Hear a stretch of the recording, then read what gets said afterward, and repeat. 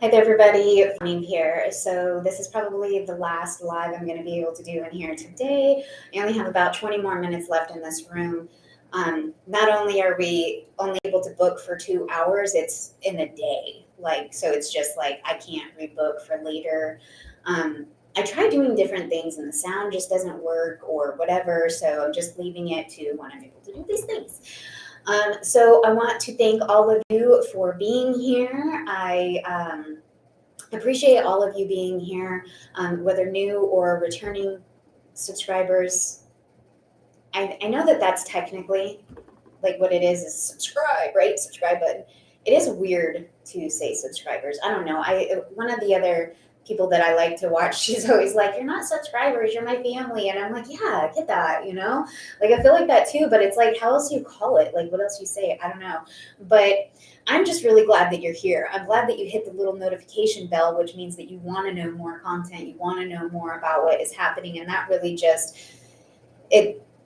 Just I love it. So thank you. Thank you for being here. I appreciate each and every one of you for being a part of this channel, for your comments, for being engaged, and just for everything.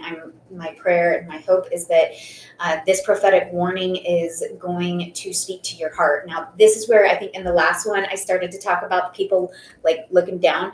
I didn't finish that vision that God had given me early this morning. Also, speaking of vision, I was looking back at the videos after I uploaded that and I was like, oh my freaking goodness. I somehow 6 days later am now wearing the exact same shirt that I was wearing in my last live. I don't know. Well, I guess you know I like this shirt. So funny. Anyways, whatever. But uh, I was, it's funny because I was like, I looked back and I was like, oh my gosh, it's like literally the same. Anyways, whatever. But what I didn't get to the full point of like, as I was walking here, the vision that I saw was just like people just like walking off cliffs. And it's because like they're too busy looking down. It's funny because like walking, I'll walk past somebody. And one of the things that I learned in like self defense is to walk with boldness and confidence. Um, because that alone can sometimes be intimidating to somebody, and to make eye contact, like it says a lot about a person who's like walking next to you and they avoid eye contact. It's so crazy because if you look at it, like it takes more effort to not look at someone. It takes more effort. You can see it in their body language. I mean, I can. I mean, I'm perceptive to those things. So if you're perceptive to body language, you can see it. Like it takes more effort not to look. So it's freaking hilarious to me. But it's like people are so engaged in their phones, they're so engaged with all these other things that they don't see what is about to happen. Or maybe they're blinded by an addiction that is classified as medication, or maybe they're, in like me, I had the medication. Okay, I had the trauma bonded relationship. I had all the things that were my blinders that were causing me to walk off a cliff. And last year, I specifically was praying wholeheartedly and just pleading with God. I had a whole bunch of prophetic friends around me. I was going to a church that was teaching people the prophetic skills, people that were already directing me and telling me different things that were, I now know, were not God, and it was just manipulation and stuff. But, anyways, I got a little distracted. So where was I going with that? I was asking God. I was asking him. I was telling him, I was like, I don't know. I don't know if the choice that I'm about to make to go back to a toxic situation, I didn't know if my choices were being filtered through a trauma bond, or if my choices were truly being filtered from God. And so I had actually specifically was like praying and asking God, and like I got all these prophetic friends around me. It wouldn't be too difficult to just like tap someone on the shoulder and say, hey, here's a warning, don't go do that, don't do it. And so like the whole time came and gone. I'm like, still wait, is there going to be a ram in the bush moment? And like, I kept feeling like God was saying, just watch for that ram in the bush moment. It's and if I didn't see it, then that was like my green light to go. And so I didn't get the warning and I left, and my choices are my responsibility. But it's an interesting thing when you're specifically asking God, can you tap one of my prophetic friends on his shoulder and have them specifically tell me not to go if I'm not supposed to go, if this really isn't you? And then to go through everything that I went through, and then to come back and have somebody actually look me in the eyes and say, I knew you weren't supposed to go. God told me, but I thought you needed to learn a lesson. So I didn't say anything. And I'm like, oh, okay. So that's the kind of person you are. All right. So I'm like, okay, so only one of two things can happen in that scenario. Either you're really not prophetic and you want to insert yourself to make it look like you are, because it wasn't the first time that had happened, or you were totally in disobedience to God telling you to go do something and then you didn't do it. So what I'm going to be talking about here is revealing, because God has taken the very heavy plank of double-mindedness out of my eyes and has allowed me to come here to speak into this for, what do I have now? 19 minutes before someone might come knocking on the door. So I'm going to get through as much as I can to talk about the story. So I'm going to share my testimony with it. And that's where the testimony of this book really even first comes in. Because God has a very strict warning of, there was this one time, and I'm probably going to miss the addresses, but I'm going to later repost this as an article on my website. So if you see the article, you'll have all of the in-depth the verses and everything else. Okay, so there's a verse where God healed a man, and then he specifically told him, now go and sin no more, or something worse will come upon you. If only that verse had been written in pages of this also. Okay, so this is a warning, a double-minded warning, because the vision, I go back to that, I don't know if I really, the thing is that I see danger. And the thing is that I kept thinking that it was, okay, God, I know you're warning me. I know you're telling me this. But I just kept feeling this like, this isn't just you. I got to talk to other people about it. I have to get this out. There is a prophetic warning. And then the crazy thing is that this morning as I'm walking here and I'm like just seeing these people just walking blindly and just walking off the cliff and walking off the cliff. And I feel like I'm like, no, don't do it. Don't do it. And then it, and I'm just like, that's what this video is. This is me reaching out. This is me. God tapped me on the shoulder to maybe talk to you. Is it you? Are you the one?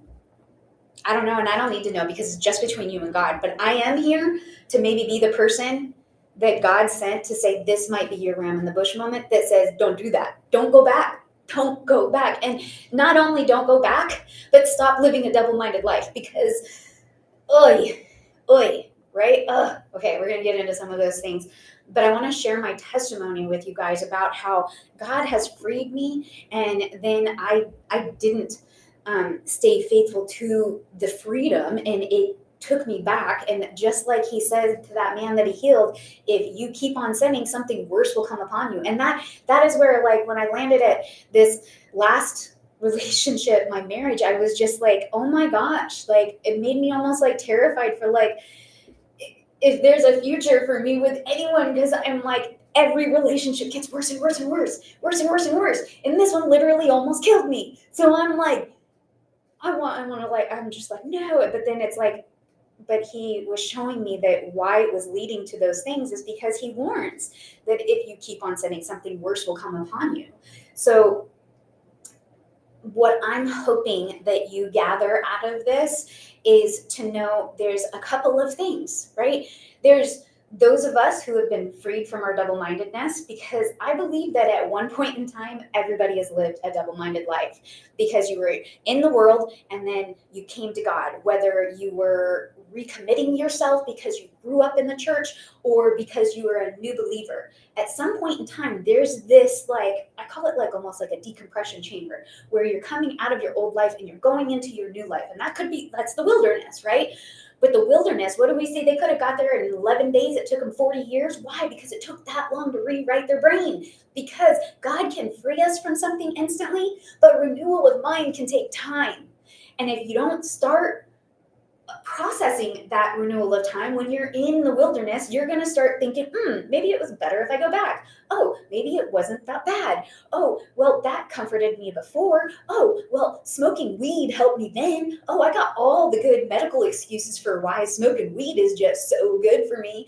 And then you got these other people who eat the gummies and think, well, oh, I'm not smoking, so it's okay because I'm just having gummies. And then you got people who actually think that there's something like the labels on ingredients where, oh, well, if THC is the last ingredient, then there's not that much. I'm sorry, who do you think you're talking to? I've been around weed since before I was born. Like, my job as a child, because my parents, well, I guess both my parents, but I really only knew about my mom so much. But they're drug dealers. My job as a child, because my mom would I'm like, I guess I'm not incriminating her at this point, but they would boost cars. I guess my dad was really good at that. And then my mom would reupholster the seats stuffed with weed. And then they drive across country to deliver the car. And then they'd come back and they'd do it again. So what was my job as a kid? My job was to pick, because back then it was full of seeds. So I'd pick all the seeds out of the weed and I would bag them up and then I would eat them like sunflower seeds. And so I've been around it for a long time. So I don't know if you're fooling yourself by thinking that, because a little bit of leaven's a whole blunt. And if you're eating an edible, they got a minimum of about 10 grams in there. Cut it in half, you got 5. Okay, so I'm fully aware of all of that. You're not going to fool me by thinking that. And here's the thing, for those of you out there, because I was there and I knew it. Because for those of you out there who think, oh, well, it's just medical. It's just a medical reason. I do it I because of pain, or because I need to sleep, or you got all the excuses. Yeah, you got all the excuses. I know them all because I used them all. But you're still intoxicated. You're still not sober-minded. And if it's truly medical, okay, go to CBD. Why are you using weed? Right? I knew. Because my daughter asked me that, well, why don't you just use CBD? And I knew, well, because I like the way that the high feels. Because I know that if I do that, I'm going to smell it and it's just going to make me want the real thing.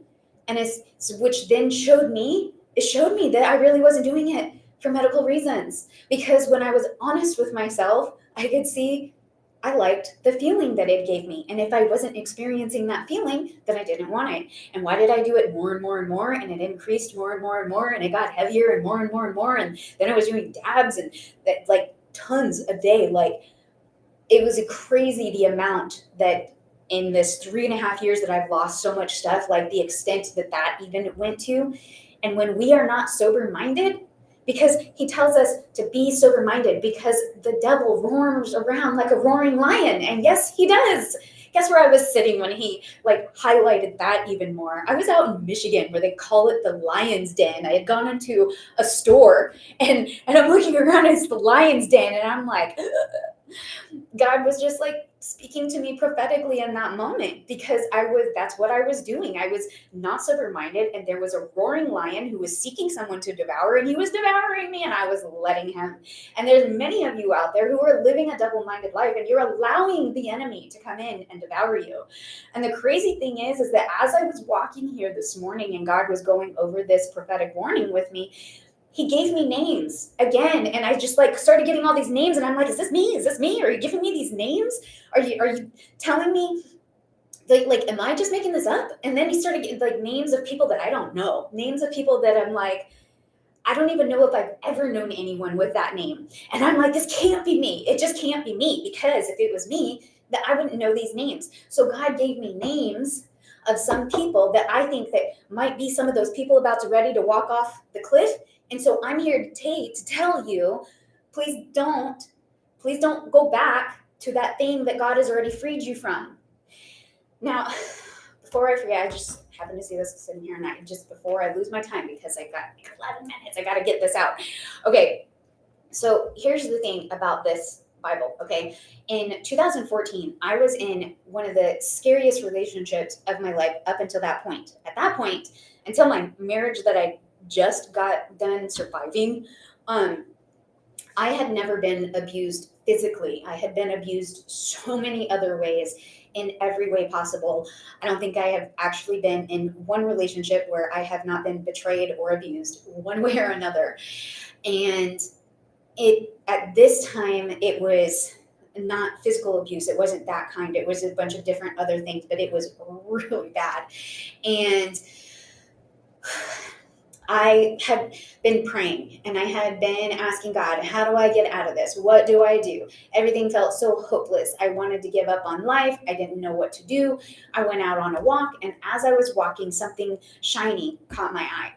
Gold shining. It was the gold that was used to be around here, but it's worn out quite a bit now because, again, this was in 2014. So that's been what? 10, 12 years now. It's been 12 years since that happened now. So I'm walking, and this Bible I have kept with me so close because this Bible saved my life. And if anyone ever watches this and sees, because someone was obedient to saying, I need to do this, not even knowing that it literally saved my life. Literally, still to this day, I'll see this Bible and it reminds me that no matter how deep in the darkness I get, he will be there. If we call out to him, he is there. And he, 1 Corinthians 10:13, people think that that's about, oh, God will never give you more than you can handle. Bull crap. I'm sorry, bull crap. That is not what that verse is about.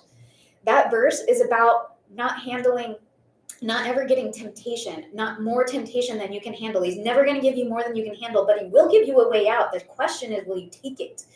There is no verse in the entire freaking Bible that says that God will not give us more than we can handle. Why would he not give us more than we can handle? We wouldn't need him if that were the case. He gives us the point of breaking to where we say, I surrender. I can't do this life without you. I literally cannot do this life without you. Who would come to that point of breaking if that was the case? You know what I mean? Why would people commit suicide if they never got to a point where God didn't give them more than they can handle? God gives me more than I can handle all freaking time because I can't handle it on my own, because I can't do life without him. So many people are out there misled by that. And so the thing is so this is sparkly. I see it over there. I go walking over there to go check it out. What is that? What is in there? And so I see it's a Bible. It's this little Bible. And it had a rock sitting on top of it. And it had a heart painted on it. And it said lead. Now, beautiful sentiment that may be. That actually is bad advice, because we are not to be led by our heart. God tells us to guard our heart. So I just want to make that clear also. Jeremiah reminds us that our heart is wickedly deceitful. Me following my heart is what has led to double-mindedness. So be careful about that. However, this Bible saved my freaking life because I saw it was a Bible and I sat down and I opened it up and it's so falling apart. But it says, to you, love God. James 4:8. I sat there and I said, okay, what's James 4:8 say? And I went to it and it was marked. And I didn't even realize my bookmark is even still in there. But it was marked right there so I could easily see that that's where it is. So I read that verse. I sat there. I held this. I read that verse. I read the next verse. I read the next verse. And then I read the whole chapter. And I thought, oh my gosh, God is giving me the exact blueprint on how to get out of this life. How to stop being double-minded. That double-mindedness was my issue. I was allowing things in my life that God was saying, you need to let this go. So before I run out of time here, I am going to quickly just go over some of the names that God gave me. And this very well could be that prophetic warning for you, saying, don't go back to that drug. Don't go back to that bottle. Don't go back to, even if it could be even as simple as smoking cigarettes. Don't go back to that, because maybe it's going to lead to lung cancer and you're going to die before you're supposed to. Or maybe it's going to lead to you being the influence of maybe your grandchild or you're someone else that is going to pick up a bad habit and follow after your destructive patterns. Do you want that to happen? Because I know I don't. And the relationship, God told me specifically, if I go back this time, it will be the death of me, whether by his hand or because I might get pushed so far past the point that I'm not going to survive it, because I might be the one who goes and walks off a cliff. God is sending this warning now. Let this be your ram in the bush moment. Please, please don't go back. There are so many people that go back to a substance just one more time and they do the same dose that they did before. And it's the last time anybody sees them. There are women who go back to abusive relationships, and that beat down is the last, because it is the one that ends their life. Please listen to this warning. If you are still living a double-minded life, you are going to be unstable in all of your ways, just like the Bible says. And if you are still if you are still getting pulled back to those things, get on your knees. The Bible says to work out our own salvation with fear and trembling. That means that when it's hard, that means that when you're aching like the Israelites did to, oh, maybe it was better back there. Oh, maybe all these comforts were better. And we live in a society where churches compromise. And because they compromise, they model compromise. And we take compromise home and then we wonder why some of our kids grow up and fall away. Well, it's because we modeled compromise. We modeled double-mindedness. And now we're reaping the consequences of that. So please just stop.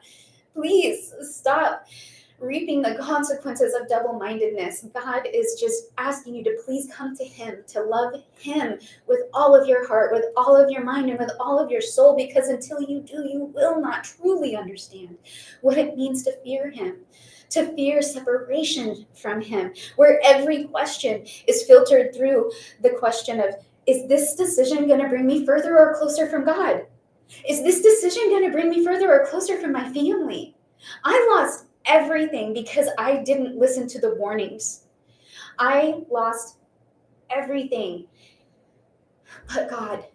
But God is faithful and true. And what I had decided when I thought I lost my family, they had to cut themselves off and say, well, the only way through this is to say I have to cut this down. Oh my gosh, okay. Well, the clock up there says 5 minutes. My computer says 3. I'm going to try to wrap this up. But guys, the thing is I started living a life where I said, okay, my children, I felt like they had to cut me off because I was still living that double-minded life. And now I don't want to live that life anymore. And so I'm going to surrender my life totally 100% to God. And I said, even if I know that I never get to have them in my life again, that somehow maybe they'll know that someday that I spent the rest of my days doing everything I could to build a life that had them in it. Even if I couldn't have them yet, I was building a life that wouldn't be double-minded. I was building a life that would already welcome them into it. A life where they said, hey, these are my boundaries. I don't care what you do on your own time, but this is what I need for you to be around me. I took that and said, this is just what I need to do all the time. Not just when I'm around you, but all the time. My life in every way needs to model that. And when I did that, God opened the door for restoration. And my children have been restored to me. My grandchildren have been restored to me. God will restore. Sometimes it's painful, sometimes it's hard, and sometimes it looks scary, and you don't know what is ahead, but you see the waters parting, and it's scary because, wow, man, can you really imagine that? Waters parting, and you see all these, like, sharks and stuff, like swimming by, and you got all this, like, army coming in from behind you, and the waters, like... Leaving Egypt is only part of it, but the way through the wilderness is renewal of mind. It is not living double-minded. You cannot live a double-minded life and expect to be free. You will be unstable in all of your ways. The names that God gave me, I'm going to give you really quick here because it doesn't hurt, right? Because I'm still just like, how do you give me these names? Because it's a real person, because it's not. And I just figure I'm going to put them out there. And it either is going to apply to someone or it's not. But I would rather say the name and it not apply than to hold it in and feel like that one day, like I felt when someone said, oh, God did tell me that you weren't supposed to go, but I thought you needed to learn a lesson. No, the lesson is don't do it. The lesson is please hear this, okay? The first name I heard was Angela, and I was like, Angela, really? But then I heard Angie. So I don't know if your name is Angela and go by Angie, or if it's just for an Angela. Then I heard Marisela, and I was like, well, I don't know anyone with that name. And then I kept asking him, I'm like, are you giving me names? I was getting so excited, okay? These are all the names that he gave me, not exclusion to just, I gotta hurry up and go, okay, not just women. He gave me some men names also. He also gave me Tiffany, Aracely, Matthew. I did also hear Maddy when I heard Matthew, so I don't know about that. Elizabeth, and then it's either Eric or Derrick, maybe both. I don't know. And if I didn't call your name, it doesn't mean that this doesn't apply to you. I'm being faithful in that and giving those names. Please know that God loves you so much that he sent me here today to tell you, please don't go back. Please turn to him for anything that you are struggling with. He is your way through, which I pray that you do. In Jesus' mighty and precious name. Stay awake, not woke, my friends.